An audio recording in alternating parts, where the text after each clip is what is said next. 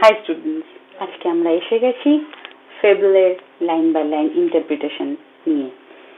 তাহলে কি আগের দিন আমরা কিন্তু ফেবল টাইটেল সম্পর্কে, ফেবল সম্পর্কে কিছু আমরা জেনেছি, প্লাস তার সাথে আমরা আমাদের পোয়েট অর্থাৎ রালফ ওয়ালডো ইমারসন সম্পর্কে কিছু কথা আমরা জেনেছি। আজকে আমরা মেইন পর্ব অর্থাৎ মেইন দুই যে character mountain and the squirrel, দুজনের যে কনভারসেশন চলছিল, ongoing conversation between the mountain and the squirrel, যেটা চলছিল, যেটা আমাদের পোয়েমের আকারে আমরা পেয়েছি, সেটাই লাইন বাই লাইন ইন্টারপ্রিটেশনে আজকে আমরা চলে যাব। তোমাদের বইয়ের ঠিক পোয়েমটা স্টার্ট হওয়ার আগে যে লাইনসগুলো রয়েছে, দুটো লাইন রয়েছে, সেই দুটোকেই আমরা কিন্তু ধরবো the central idea of the poem. তো central idea of the poem কেন প্রয়োজন হয়, কেন জানতে হয় আমাদের এই সেন্ট্রাল আইডিয়াটা, অর্থাৎ আমার এই পোয়েমটা মেনলি কোন আইডিয়ার উপর বেস করে পোয়েট লিখেছেন সেটা জানতে গেলেই কিন্তু যে কোনো রাইটিং এ যদি আমরা একটু সেন্ট্রাল আইডিয়াটা জেনে নিই, অ্যাওয়ার হই সেটা সম্পর্কে, তাহলে কিন্তু আমাদের সেটা বুঝতে অনেক সুবিধা হয়। কাজেই তোমাদের টেক্সট বইয়ের ওপরে যে দুটো লাইন রয়েছে সেই দুটোই আমি সেন্ট্রাল আইডিয়া হিসেবে যদি ধরি, তাহলে কি বলছে না, the poem describes a conversation between the squirrel and the mountain, অর্থাৎ পোয়েম এই কবিতাটি কাদের মধ্যে conversation between the two characters, one is the mountain and another is the squirrel, দুজনের মধ্যে কথোপকথন অর্থাৎ কনভারসেশন চলছে। The squirrel points out that in this world every being, living or non-living, big or small, have their individual reasons for existence. অর্থাৎ এখানে squirrel, ছোট্ট একটি প্রাণী স্কুইরেল, সে কি করছে, সে পয়েন্ট আউট করছে। কি পয়েন্ট আউট করছে, যে ইন দিস ওয়ার্ল্ড যা কিছু এক্সিস্ট করে, maybe that is living or non living object, তার মানে কি প্রাণ আছে অথবা প্রাণ নেই, যে কোনো অবজেক্ট, যে কোনো বিং, তাদের কিন্তু প্রত্যেকের একটা এক্সিস্টেন্সিয়াল ভ্যালু রয়েছে। বিগ অর স্মল, সেটা বড় হতে পারে, ছোট হতে পারে, have their individual reasons for existence, তাদের এক্সিস্টেন্স অর্থাৎ অস্তিত্ব, এই পৃথিবীতে তাদের অস্তিত্বের একটা কিন্তু ইম্পর্টেন্স রয়েছে, একটা কিন্তু রিজন রয়েছে, ডেফিনেটলি রয়েছে। যাই হোক, তো এবারে আমরা লাইন বাই লাইন ইন্টারপ্রিটেশনে চলে যাচ্ছি। তার আগে একটু ক্যারেক্টার দুটো সম্পর্কে ছোট্ট করে একটু কথা কিছু বলতে চাই। সেটা হচ্ছে মাউন্টেন। আমরা জানি যে মাউন্টেনকে আমরা পর্বত বলে জেনে থাকি, আর স্কুইরেল কাঠবিড়ালি। এই মাউন্টেনটা কি, দ্য মাস অফ ল্যান্ড, অর্থাৎ স্তূপীকৃত একটা স্থলভাগ, যার সৌন্দর্যের কথা আমরা কিন্তু প্রত্যেকেই জানি। মন আমাদের ভরিয়ে তোলে পাহাড়ের প্রাকৃতিক সৌন্দর্যের কথা আমাদের কিন্তু সকলেই অবগত, এবং আমরা জানি পর্বতের ঠিক পেছনে, অর্থাৎ পর্বত তার নিজের পিঠে কিন্তু খুব সুন্দর একটি ফরেস্ট বহন করে, অনেক জনবসতি থাকে, তার প্রাকৃতিক সৌন্দর্যের কথা অবশ্যই আমাদের মন কাড়ে। পাশাপাশি স্কুইরেল অর্থাৎ কাঠবিড়ালি কিন্তু আমরা দেখেছি আমাদের জীবনে, আমরা দেখেছি আমাদের আশেপাশে, হয়তো এই মাউন্টেনের যে ফরেস্ট রয়েছে তার মধ্যেই কোনো কাঠবিড়ালি লুকিয়ে থাকে, গাছে বা আমাদের বাড়ির আশেপাশে আমরা কিন্তু কাঠবিড়ালিকে বেশ দ্রুততম একটি প্রাণী বলে জানি, যে কিন্তু প্রচন্ড জোরে ছোটাছুটি করে। তাহলে দেখো, এই কাঠবিড়ালি তার কিন্তু একটা ক্যারেক্টারিস্টিক্স রয়েছে। এই কাঠবিড়ালিকে কি বলা হয় জানো, রোডেন্ট অ্যানিমাল, অর্থাৎ রোডেন্ট মানে হচ্ছে যাদের খুব তীক্ষ্ণ দাঁত রয়েছে, যে সমস্ত প্রাণীদের প্রচন্ড তীক্ষ্ণ দাঁত রয়েছে, এবং এই যে ইনসিজার টিথ যে স্কুইরেলের রয়েছে, সেই ইনসিজার টিথ দিয়ে তারা কিন্তু খুব সহজে অনেক কিছু কাটতে পারে, বিশেষ করে তাদের খাদ্য কাটার জন্য কিন্তু, বা খাদ্য খাওয়ার জন্য, কোনো কিছু কাটার জন্য কিন্তু তারা সেই টিথগুলোকে ইউজ করে। অর্থাৎ কি, ইনসিজার টিথ আমাদের সামনে দুটো চোয়ালেই কিন্তু আমরা জানি যে 4টে করে দাঁত রয়েছে আমাদের, সেই দাঁতের মধ্যে একজোড়া করে তাদের থাকে, নিচে একজোড়া, উপরে একজোড়া। এবার কি হয়, সেই দাঁতগুলো প্রচন্ড তীক্ষ্ণ হয় এবং এভার গ্রোয়িং টিথ হয়, সেগুলো একদম গ্রো হতেই থাকে, যার ফলে তাদের কি হয়, কাঠবিড়ালি, র্যাটস, এগুলো হচ্ছে সমস্ত রোডেন্ট অ্যানিমাল, অর্থাৎ রোডেন্ট অ্যানিমাল। একটু লিখে দিই, রোডেন্টস, অর্থাৎ এরা কি হয় না, এই দাঁতের জোরে কিন্তু অনেক কিছু কাটতে থাকে। তাছাড়াও আর একটা ক্যারেক্টারিস্টিক্স রয়েছে, প্রচন্ড শার্প স্মেলের, শার্প সেন্স থাকে এদের, অর্থাৎ এদের কিন্তু প্রচন্ড তীক্ষ্ণ একটা সেন্স নিতে পারে। কিসের সেন্স নেয়? স্মেল, ঘ্রাণের একটা শক্তি রয়েছে ওদের মধ্যে। তাছাড়াও কিসের রয়েছে? ভিশনের রয়েছে, হিয়ারিং এর রয়েছে, শুনতে পাওয়া, দেখতে পাওয়া, প্রচন্ড তীক্ষ্ণভাবে এরা কিন্তু স্পষ্টভাবে সেটা কিন্তু করতে পারে। এবং লোকোমোশন, একটা মোশনই থাকে ওরা প্রচন্ড জোরে। লোকোমোশনটা কি? অর্থাৎ প্রচন্ড জোরে হাঁটতে পারে, খুব দ্রুত হাঁটতে পারে। জোর অর্থাৎ প্রচন্ড দ্রুত হাঁটতে পারে, মুভমেন্ট প্রচন্ড দ্রুত হয় এদের। আর তাছাড়াও কি? প্রচন্ড জোরে দৌড়তে পারে। কাজে এই কিন্তু ক্যারেক্টারিস্টিক্স ওদের রয়েছে। দাঁত রয়েছে 1 নম্বর। দ্বিতীয় নম্বর হচ্ছে আমরা জানলাম যে রোডেন্টস, যে অ্যানিমালস, তারা স্তন্যপায়ী অবশ্যই হয়। রোডেন্টস অ্যানিমালরা কিন্তু স্তন্যপায়ী অ্যানিমালস হয়, এবং তাদের যে তীক্ষ্ণ ধারালো দাঁত দিয়ে তারা কুটুস কুটুস করে কাটে, এখানে ওখানে ছুটে বেড়ায়, ভিশন অনেক দূর যায় তাদের, তারা খুব সুন্দরভাবে কি শুনতেও পারে। কাজে এই ক্যারেক্টারিস্টিক্স এর একটা আমাদের ক্যারেক্টার। আর তাছাড়া মাউন্টেন যে কিন্তু তার আকৃতি বিশাল, আমরা জানি মাউন্টেন একটা বিগ একটা ল্যান্ডস্কেপ, সেই ল্যান্ডস্কেপ, এই মাউন্টেন আর স্কুইরেল, এই দুই ক্যারেক্টারের মধ্যে এবার লেগে গেল একটা ঝগড়া। ঝগড়ার যে মেইন বিষয়বস্তু সেইটা কিন্তু আমরা গ্র্যাজুয়ালি আমরা কিন্তু বুঝতে পারবো, আমরা গ্র্যাজুয়ালি সেটা ফিল করবো যে কি কারণে ঝগড়াটা হতে পারে। একটা হয়তো কো এক্সিস্টেন্সিয়াল রেস বা লড়াই কিছু একটা কিন্তু এদের মধ্যে চলছিল, কিছুতে একটা ছিলই ঝগড়ার কারণ, যেটা সঠিক করে কিন্তু কবি আমাদের সামনে স্পষ্টভাবে তুলে ধরেননি, কিন্তু এই কনভারসেশনের মধ্যে কিন্তু আমরা সেটাকে ঠিক বুঝতে পারবো। তো দেখো, এবার লাইনে চলে আসি আমরা। The mountain and the squirrel had a quarrel, and the former called the latter little prick.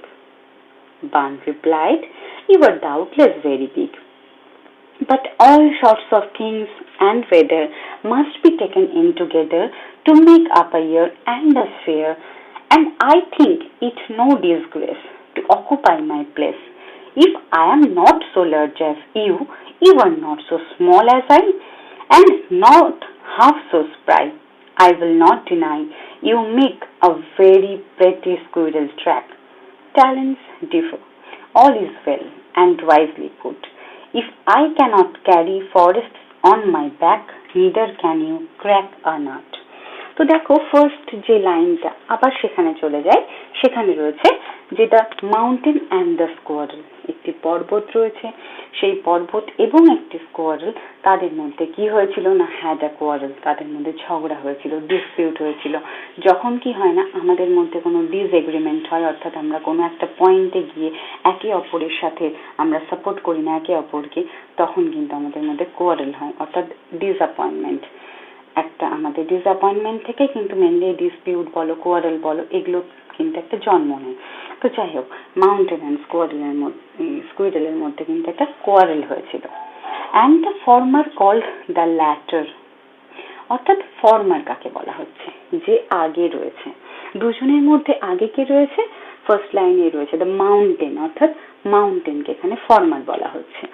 Are called the letter, কি বললো ল্যাটার, ল্যাটার মানে দুজনের মধ্যে যে সেকেন্ড পজিশনে রয়েছে, দ্যাট ইজ স্কুইরেল, অর্থাৎ স্কুইরেলকে কি বললো, কি বলে সম্বোধন করলো, লিটল প্রিক। তো এবারে দেখো যে এই যে লিটল প্রিক কথাটা রয়েছে, আমরা কি জানি না, পর্বত বা মাউন্টেনের আকৃতি কেমন, big. We know that mountain is a big landscape, আমরা কিন্তু জানি। এবার সেইখানে লিটল একটা কন্ট্রাস্ট কাজ করছে, অর্থাৎ ক্ষুদ্র আয়তন হচ্ছে লিটল। স্মল যদিও এর অ্যাপ্রোপ্রিয়েট অপোজিট ওয়ার্ড আমরা বলতে পারি, কিন্তু তবু এখানে কিন্তু লিটল কথাটা মাউন্টেন বললো কাকে না, স্কুইরেলকে, ওকে কিন্তু ছোট করার জন্য, ক্ষুদ্র একটি প্রাণী সেই স্কুইরেলকে কিন্তু সম্বোধন করলো লিটল প্রিক বলে। তো এই যে ওয়ার্ডটা দেখছো প্রিক, এই প্রিক ওয়ার্ডটা কিন্তু মানে হচ্ছে যারা নিজেদেরকে ভাবে তারা মরালি কারেক্ট, অর্থাৎ সেলফ রাইটিয়াস পারসন, যারা নিজেদের কাজগুলো বা নিজেদের যে চিন্তাধারা, সোসাইটি কি বললো, they don't think about that, তারা কিন্তু সেই বিষয়টা নিয়ে একদমই তারা ভাবে না। তারা ভাবে যে আমরা যেটা মরালি কারেক্ট ভাবছি, আমরা যেই একটা নিয়ম ভাবছি যে না, সোসাইটিতে হয়তো সোসাইটি একটা রুলস আরোপ করলো, তাদের মধ্যে অ্যাট্রিবিউট করলো, কিন্তু তাদের মানে যেই ধারা বা চিন্তাধারা হচ্ছে যে না আমরা যেটাকে মরালি কারেক্ট ভাববো, আমরা যেটাকে রাইট ভাববো, আমরা কিন্তু জীবনটা সেই দিকেই নিয়ে যাব। তো এই ধরনের পার্সনকে প্রিক বলা হচ্ছে। সেখানে এই প্রিক কথাটা এবং এই লিটল কথাটা, এই দুটো কথাই কিন্তু আমরা মাউন্টেনের কনভারসেশনে পেয়েছি, এবং এই দুটো কথাই কিন্তু স্কুইরেল এর উদ্দেশ্যে কে বললো না মাউন্টেন বললো। কার উদ্দেশ্যে বললো? স্কুইরেলের উদ্দেশ্যে বললো। এই লিটল প্রিক, এই কথা দুটো, এই ওয়ার্ড দুটো শুধুমাত্র কিন্তু মাউন্টেন ইউজ করলো কার ক্ষেত্রে? স্কুইরেলের ক্ষেত্রে।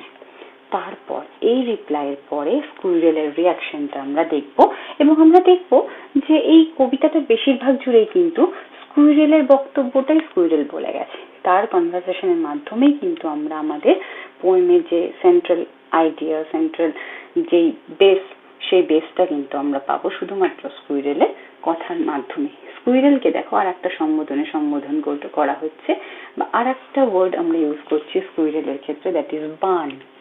এর পরের লাইনে যেরকম রয়েছে, ফোর্থ লাইনে, যে বার্ন রিপ্লাইড। এবার স্কুইরেল কিন্তু মুখ খুললো, সে রিপ্লাই দিল। কি রিপ্লাই দিল? You are doubtless very big. আমি জানি, এই নিয়ে কোনো সন্দেহ নেই, কোনো ডাউট নেই, কোনো দ্বিধাদ্বন্দ্ব নেই যে তোমার যে আকৃতিটা, তোমার যে বিস্তৃতিটা, সেটা কিন্তু বিশাল বড়, তুমি অনেক বড়।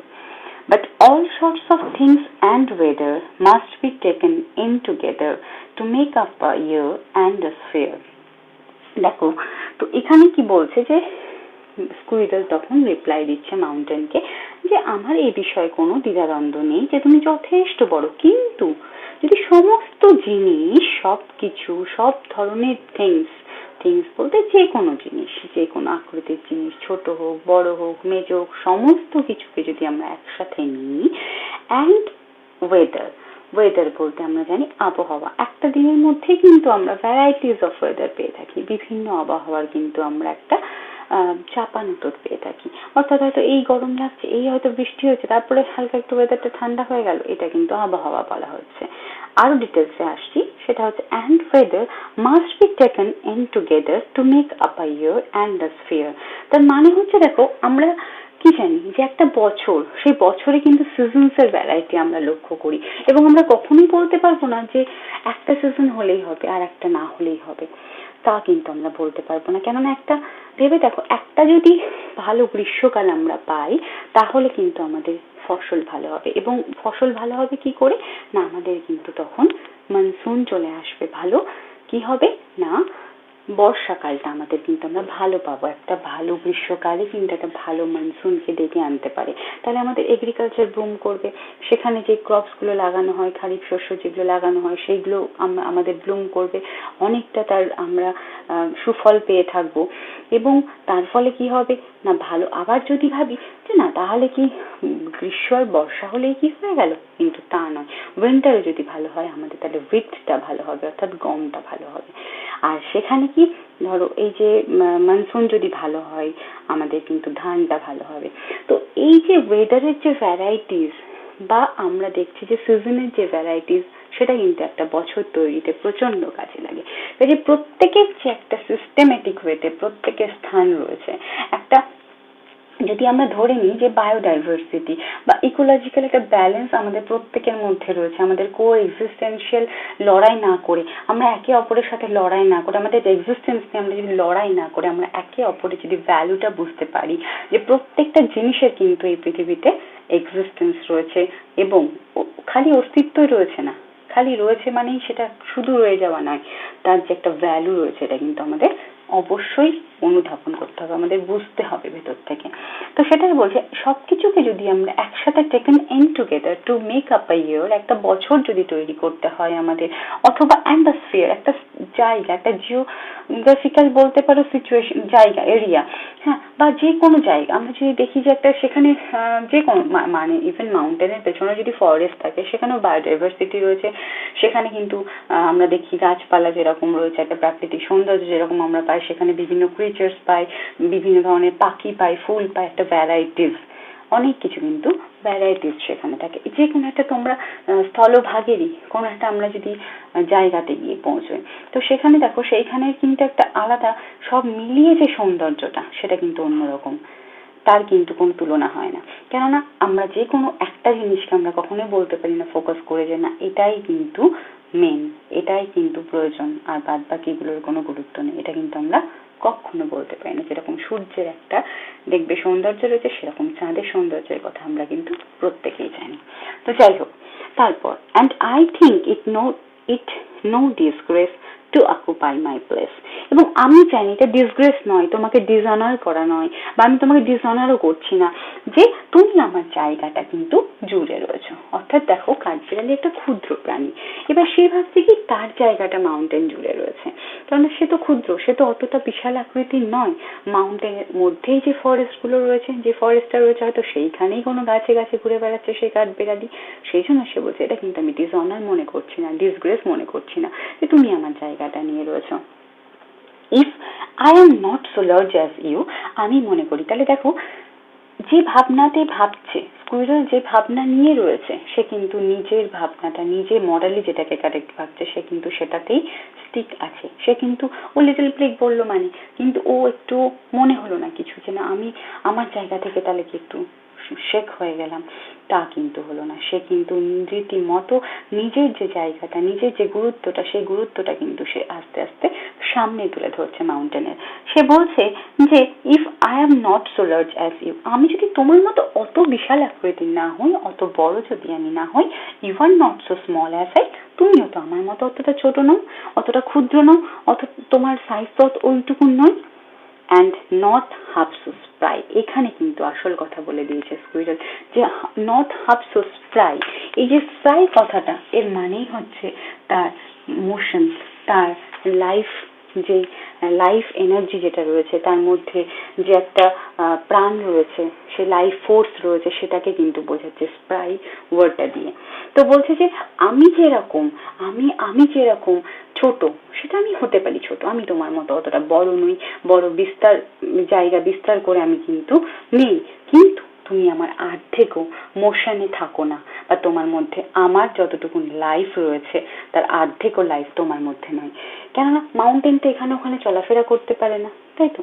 কিন্তু স্কুইরেল একটা প্রাণী, সে কিন্তু যেখানে হয়তো ফরেস্টের এই গাছ থেকে ওই গাছ, সেই গাছ থেকে সেই গাছ, একটা মাউন্টেন থেকে আর একটা মাউন্টেনেও কিন্তু সে সুইচ করতে পারে। যেখানে একটা পর্বত কিন্তু পারে না, তার অবস্থান কিন্তু একই জায়গাতে, সে কিন্তু একইভাবে দাঁড়িয়ে রয়েছে। কাজে দেখো, দুজনেরই কিন্তু আলাদা আলাদা স্থান রয়েছে, আলাদা আলাদা গুরুত্ব রয়েছে, সেটাই কিন্তু স্কুইরেল ওইটুকু ক্ষুদ্র প্রাণী হয়ে সে কিন্তু বারবার বোঝানোর চেষ্টা করছে, কাকে? মাউন্টেনকে। তারপর I will not deny you make a very pretty squirrel track. তো বলছে যে আমি এটাও ডিনাই করবো না, আমি এটা রিফিউজ করবো না, এটা আমি অস্বীকার করবো না যে তুমি আমার জন্য খুব সুন্দর প্রেটি একটা স্কুইরেল ট্র্যাক বানাও, খুব সুন্দর একটা মিষ্টি তুমি আমার জন্য স্কুইরেল ট্র্যাক বানাও। ট্র্যাক বলতে রাস্তা বানাও, আমার যাবার তুমি রাস্তা বানাও। তারপরের লাইনটা ভেরি ইম্পর্টেন্ট, সেটা হচ্ছে talents differ, all is well and wisely put. এখানে সে ছোট্ট প্রাণীটি, সে ক্ষুদ্র প্রাণীটি স্কুইরেল বলে দিচ্ছে যে হ্যাঁ, আমাদের ট্যালেন্ট ডিফার করে, আমাদের মধ্যে প্রতিভা ডিফার করে। আর all is well and wise, আর যদি সেইগুলোকে all is well and wisely put, আর যদি সেই জিনিসগুলোকে আমরা সঠিক জায়গাতে রাখি, সঠিক দৃষ্টিভঙ্গি দিয়ে দেখি, সঠিক পার্সপেক্টিভ দিয়ে দেখি, তাহলেই কিন্তু আমরা একে অপরের ভ্যালুটা বুঝতে পারবো। যেরকম দেখো, আমরা যদি ভেবে নিই যে একটা সোসাইটি, সেই সোসাইটির মধ্যে যারা আপার ক্লাসে রয়েছে, আমি যদি ধরে নিই স্ট্যাটাস কিউ মধ্যে, যে স্ট্যাটাস কাদের আমি বলবো, হয়তো আমরা অনেক সময় ভেবে থাকি যে না, অ্যান ইঞ্জিনিয়ার, ডক্টর, হ্যাঁ মেবি আ প্রফেসর, এদের আমরা একটা বিশাল, আমরা হয়তো যদি ধরে নিই যে না এরা হচ্ছে বিশাল স্ট্যাটাস নিয়ে এরা চলছে, এরাই হচ্ছে আসল লার্নেড মানুষ। কিন্তু আমাদের একটু ভাবনার মধ্যে আসা দরকার নয় কি, যে একটা ফার্মার, সেও কতটা গুরুত্বপূর্ণ আমাদের জীবনে।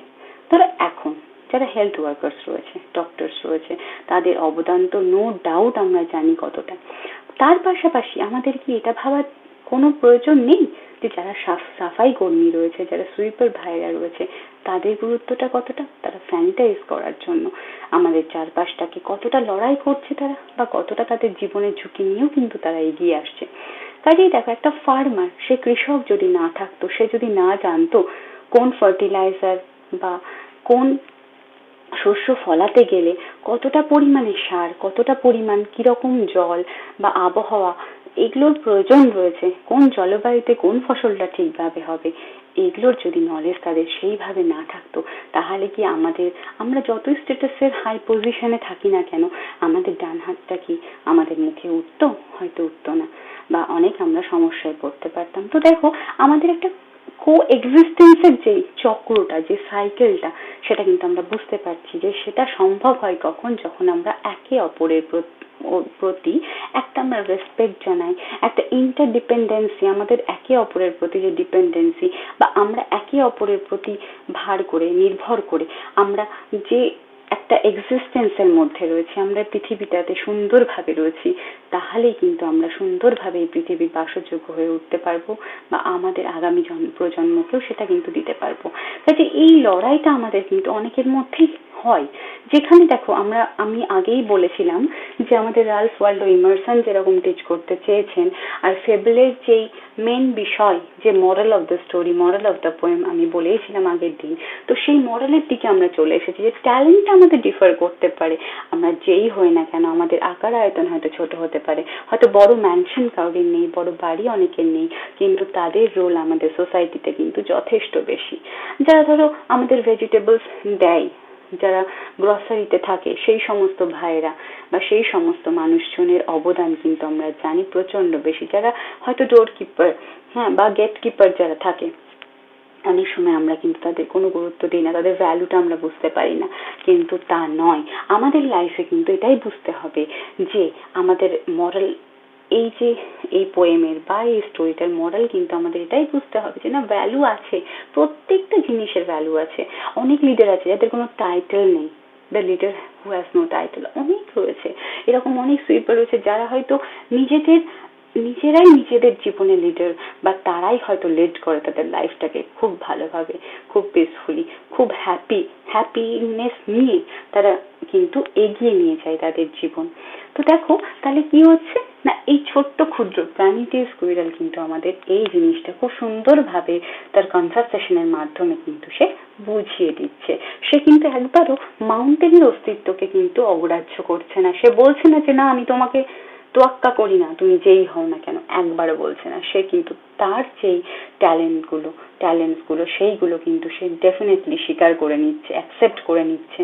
তারপরেও কিন্তু সে নিজের জায়গাটাকে ঠিক দেখানোর চেষ্টা করেছে যে আমার মধ্যেও কিন্তু একটা অন্য ধরনের ট্যালেন্ট রয়েছে, আমার মধ্যেও সেই জীবন রয়েছে, আমি লিভিং একটা বিইং, আমিও কিন্তু এদিক ওদিক অনেক সুন্দরভাবে ঘুরে বেড়াই। আর কি না, এই ধরনের প্রাণী স্কুইরেল এরা খায়, কি খাবার খায় না, ফ্রুটস খায়, সিডস খায়, প্ল্যান্টস খায়, ইনসেক্টসও খাবার এদের ডায়েটের মধ্যে রয়েছে। তো দেখো, এরা এই যে ঘুরে বেড়াচ্ছে, এই যে প্রাণবন্ত একটি প্রাণী, সে কিন্তু একটা বিগ মাউন্টেনের কাছে কখনোই নিজের কিন্তু কনফিডেন্স হারায়নি, বরং সে সুন্দরভাবে বুঝিয়ে দিয়েছে।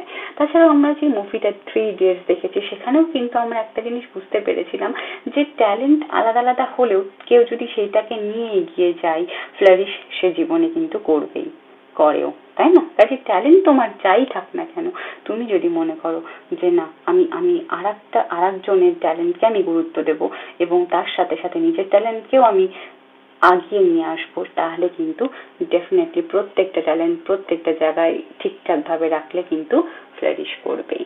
আর সেটা ওয়াইজলি পুট করতে হবে, খুব ভালোভাবে, সৎভাবে, সৎ উপায় সেটা কিন্তু পুট করতে হবে, এবং দেখতে হবে প্রত্যেকের পার্সপেক্টিভটা দেখতে হবে, খালি নিজের অস্তিত্ব, খালি যে নিজেই আমি প্রধান, এই ব্যাপারটা না। আমরা যাতে কো এক্সিস্ট করতে পারি, একসাথে থাকতে পারি, এই জিনিসটাই কিন্তু কবি বারবার এই কবিতার মাধ্যমে কিন্তু বোঝাতে চেয়েছেন। আর এটাই কিন্তু central idea of the poem, এটাকেও তুমি ভাবতে পারো। যেরকম ধরো কবি কথা বলতে গিয়ে যেটা বলেছিলাম যে ডিভাইন স্পার্ক কিন্তু সবকিছুর মধ্যে রয়েছে, একটা বালির কণা থেকে শুরু করে একটা স্টার অব্দি, এটাই কিন্তু ট্যালেন্ট প্রত্যেকের মধ্যেই রয়েছে। লাস্ট আর 2 line, if I cannot carry forest on my back, আমি যদি আমার পিঠে, স্কুইরাল বলছে যে আমি যদি আমার পিঠে কোনো ফরেস্ট বা বন আমি যদি ক্যারি না করতে পারি, বহন না করতে পারি, ধারণ না করতে পারি, neither can you crack a nut, তুমি কিন্তু আমার মতো কুটুস করে দাঁত দিয়ে বা যে কোনো ভাবেই হোক তুমি কিন্তু কোনো নাটকে ভাঙতে পারো না। অর্থাৎ তুমি কিন্তু কোনো বাদামকে ভাঙতে পারো না। আমি যেরকম লাইফ নিয়ে, আমি যেরকম লাইফ এনার্জি নিয়ে, লাইফ ফোর্স নিয়ে আমি একটা ক্র্যাক করি একটা নাটকে, সেরকম কিন্তু তোমার ক্ষমতা নেই। কাজেই তুমি তোমার জায়গাতে, আমি আমার জায়গাতে, আমরা কিন্তু প্রত্যেকে প্রত্যেকের জায়গাতে যথেষ্ট ট্যালেন্টেড, এবং আমরা কিন্তু সেই প্রয়োজনীয়তাটা আমাদের বোঝাটা খুব দরকার, আমাদের একে অপরের সাথে এগিয়ে যাওয়াটা খুব দরকার। যাই হোক, এটাই ছিল কিন্তু আজকে আমাদের লাইন বাই লাইন ইন্টারপ্রিটেশন। আশা করি যতটুকুন আমার পক্ষে সম্ভব হয়েছে আমি তোমাদের বোঝানোর চেষ্টা করেছি। ডেফিনেটলি তোমাদের মনে যদি কোনো প্রশ্ন হয় আমাকে কমেন্ট লিখে জানাও কমেন্ট বক্সে।